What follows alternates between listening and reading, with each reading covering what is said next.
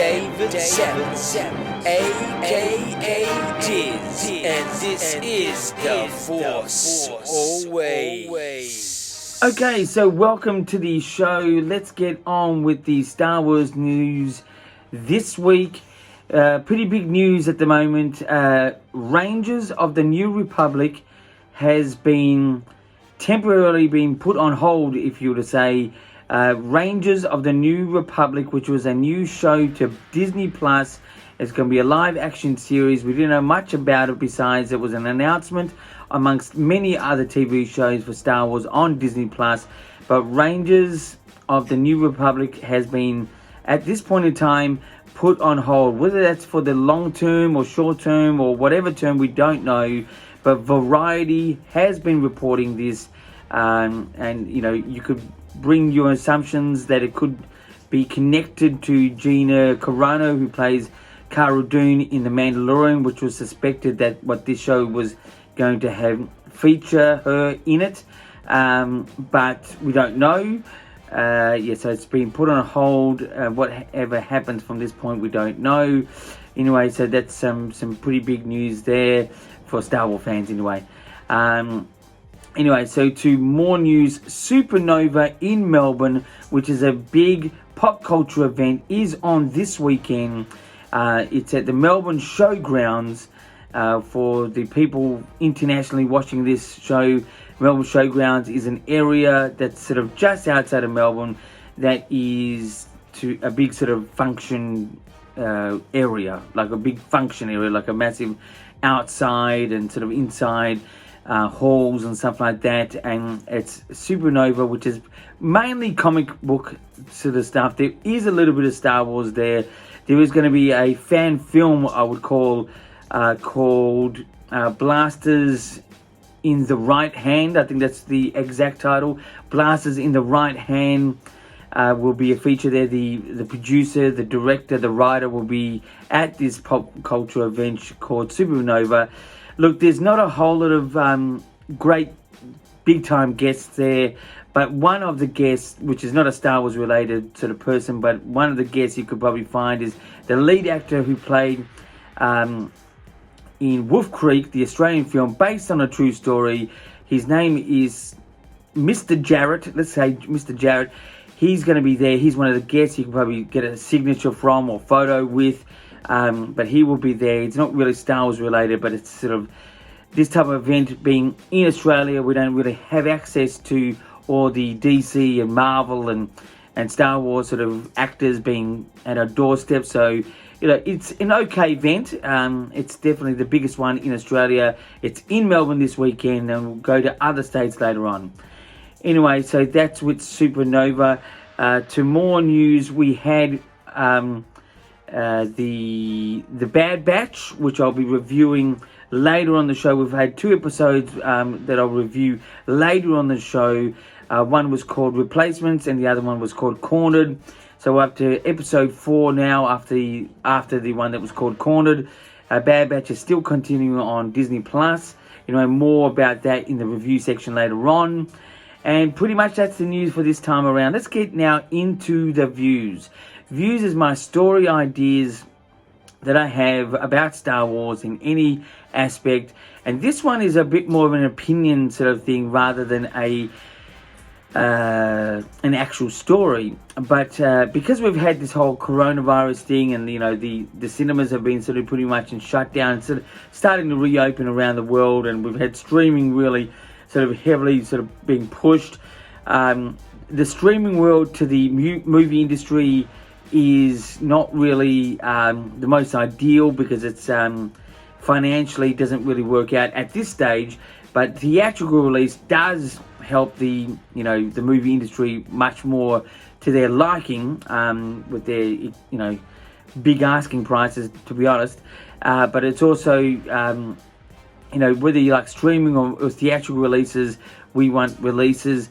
And personally, I think when it comes to Star Wars, what's the best way that I think the story should be told? It's definitely theatrical.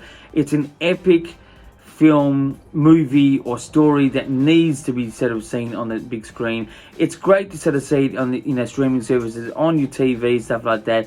But Star Wars, unfortunately and fortunately, really needs that theatrical release, and I think that's how the story is best told. Look, I love to just sit at home, do nothing, and watch it on TV, but you really don't get captivated by the whole sort of massive production that Star Wars has always been. So I'm thinking that, in this story idea, if any story is really going to be released, it needs that theatrical release. Look, I know we've had Mandalorian, which has had a worldwide success at the moment, more in the States. But I think, that would be great at the cinema as well. But anyway, I'm all for the streaming services at the moment. But anyway, so that's the story idea, which is views for this time around. Let's get into reviews. Reviews this time is going to be about the Bad Batch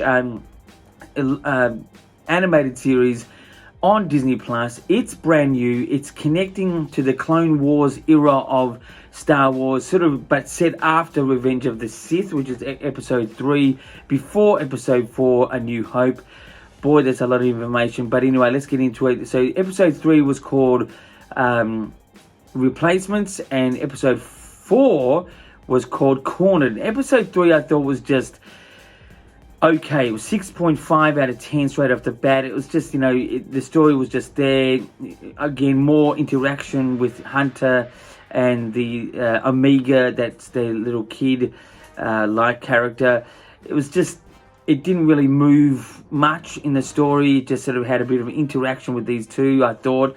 It was okay. So, look, that's moving on from that episode. It was a 6.5 out of 10. The next episode, which was called Cornered, I'd give it about a 7.5 out of 10.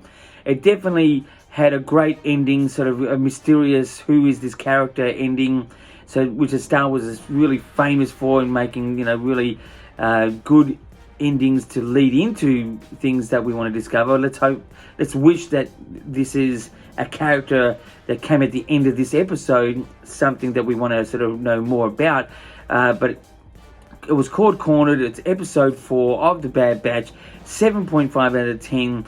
The only down thing about this episode I thought was, which I can't stand, is this thing called Star Wars Police. Like, in my mind, the Stormtroopers, even though they're bad and they roll with the Empire or the First Order or whoever it is, they are technically the police in my mind. Policing what the universe has been governed at in whatever period, whether it's the First Order or whether it's the Empire. And I think, but having police like we know here on Earth in a Star Wars story has never sat well with me at all. I think it was really cringeworthy in The Last Jedi, and it's really cringeworthy in this particular episode. It's just, we don't need Star Wars police.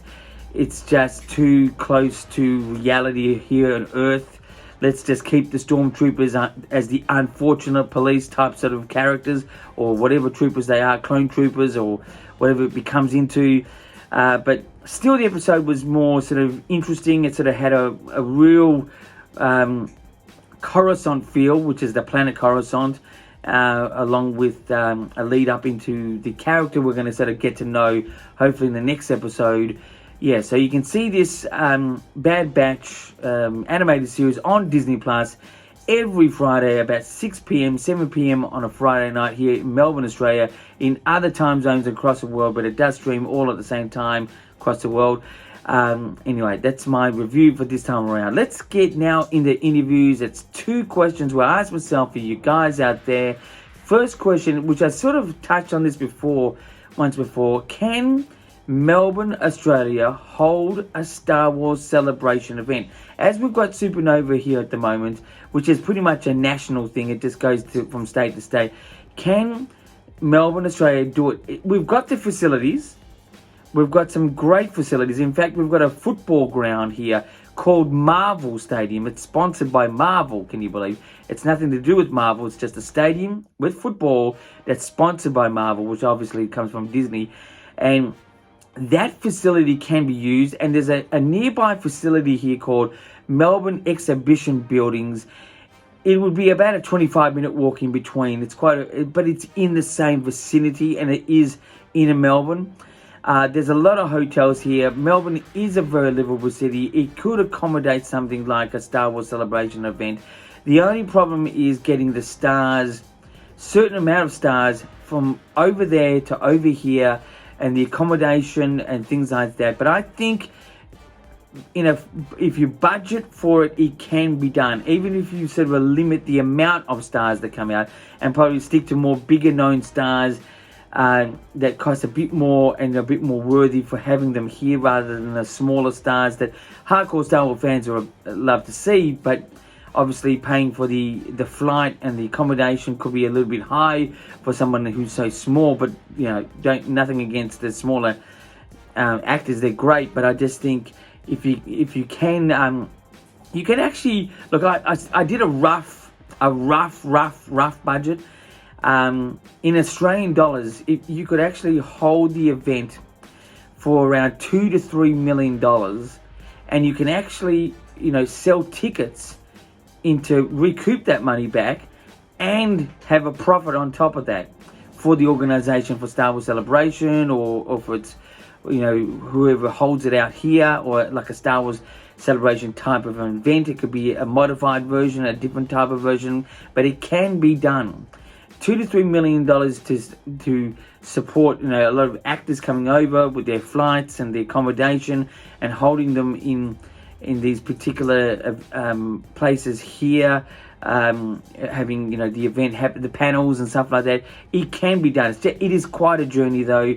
It's about a 15-hour sort of plane ride from here to LA, I know that, and a 24-hour flight to Europe. So that's how far we are. But I think it can be done. That's the first question, the answer to that. And second question is, will it really ever be done? Man, I think the demand here for pop culture stuff, or things that essentially come from America, like whether it's music or whatever, there is niches of people here that love certain things that come from there. But the amount of people here, compared to someone like America, we're about a 20 million population, where you guys in America is about 300 plus million. And so it's just will it ever be done? I'm unsure. I'd say it's more or less likely, but it can only really be put out there and pushed hard. I'd love to see it here in this hometown, Melbourne. But yeah, so that's the answer to the second question. So that's my interviews 2Q for this time around. If you have any questions, please message me by YouTube or Twitter or Instagram. My details are down there. I'm here technically on a weekly basis. I am here weekly-ish at the moment. I'm just working very hard at the moment, around the clock in many ways. But in my other sort of work that I do. But anyway, until next time, my friends, keep rocking.